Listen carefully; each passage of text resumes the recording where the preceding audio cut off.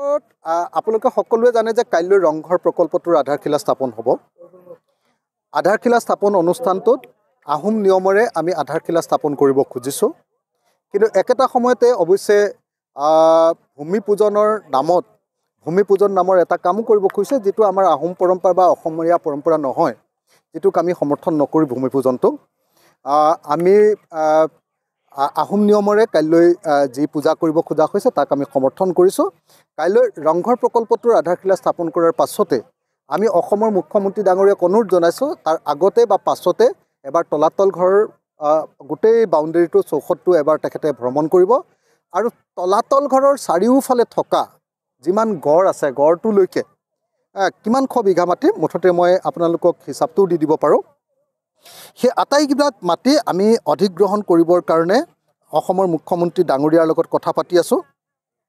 অসমৰ মুখ্যমন্ত্ৰী ডাঙৰীয়াক লগত যোৱা 24 এপ্ৰিল 2023 তাৰিখৰ দিনা 24 এপ্ৰিল 2023 তাৰিখৰ দিনা তলাতল ঘৰ প্ৰকল্প নামৰ এটা প্ৰকল্প ল'বৰ কাৰণেও মুখ্যমন্ত্ৰীয়ে সিদ্ধান্ত ঘোষণা কৰিছিলে আমাৰ শিৱসাগৰৰ সকলো বিধায়কৰ সন্মুখত দিছপুৰৰ জনতা ভৱনত। গতিকে কাইলৈ দিনটো আমাৰ কাৰণে শিৱসাগৰবাসী ৰাইজৰ কাৰণে বহুত ডাঙৰ দিন, ঐতিহাসিক দিন, যে কাইলৈ আমাৰ তলাতল ঘৰ প্ৰকল্পৰ আধাৰশিলা স্থাপন হ'ব আৰু ৰংঘৰ প্ৰকল্পৰ আধাৰশিলা স্থাপন হ'ব কাইলৈ দিনটোত। আৰু ৰংঘৰ প্ৰকল্পৰ আধাৰশিলা স্থাপন হোৱাৰ লগতে তলাতল ঘৰ প্ৰকল্পৰ আৰম্ভ কৰা বুলিও মুখ্যমন্ত্ৰীয়ে ঘোষণা কৰিব বুলি আমি আশা কৰি আছোঁ। লগতে ৰংঘৰৰ পৰা তলাতল ঘৰলৈ আহিবৰ কাৰণে এটা গ্ৰীণ কৰিডৰ নথবা এটা টানেল, যাতে ইয়াৰ পৰা ডাইৰেক্টলি ৰংঘৰৰ পৰা তলাতল ঘৰলৈ আহিব পাৰে, তাৰ কাৰণেও আমি অসমৰ মুখ্যমন্ত্ৰী ডাঙৰীয়াক অনুৰোধ জনাই আহিছোঁ। নিশ্চয় কাইলৈ এইটো ঘোষণা হ'ব।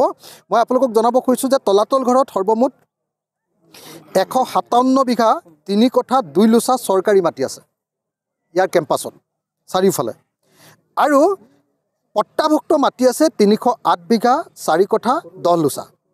গতিকে সৰ্বমুঠ 434 বিঘা 10 লোচা মাটি, 434 বিঘা 10 লোচা মাটি তলাতল ঘৰৰ চাৰিওফালে থকা গড়ৰ চাৰিওফালে থকা 434 বিঘা মাটিক আমি অধিগ্ৰহণ কৰিবৰ কাৰণে যোজা কৰি আছোঁ, আয়োজন কৰি আছোঁ। আৰু আশা কৰোঁ যে কাইলৈ মুখ্যমন্ত্ৰী ডাঙৰীয়াই তলাতল ঘৰ প্ৰকল্পৰ কথা ঘোষণা কৰিব আৰু লগতে এই মাটিখিনি অধিগ্ৰহণৰ কথাও ঘোষণা কৰিব। আৰু যদি এই মাটিখিনি অধিগ্ৰহণ কৰাৰ কথা হৈ যায়, তেতিয়াহ'লে আজি তলাতল ঘৰত চলি থকা যি আমাৰ মেডাম মেফি অনুষ্ঠান, এই মেডাম মেফিৰ উদ্যোক্তাসকল আৰু লগতে আমাৰ যিসকল ইয়াৰ টাই পণ্ডিতসকলৰ অনুৰোধ অনুসৰি আমি চাউচেন ৰেন এটা প্ৰতিষ্ঠা কৰিবৰ কাৰণেও ইয়াতে 10 বিঘা মাটি দিবৰ কাৰণে মই অসমৰ মুখ্যমন্ত্ৰী ডাঙৰীয়াক অনুৰোধ জনাম আৰু দিবৰ কাৰণে ব্যৱস্থা গ্ৰহণ কৰিম।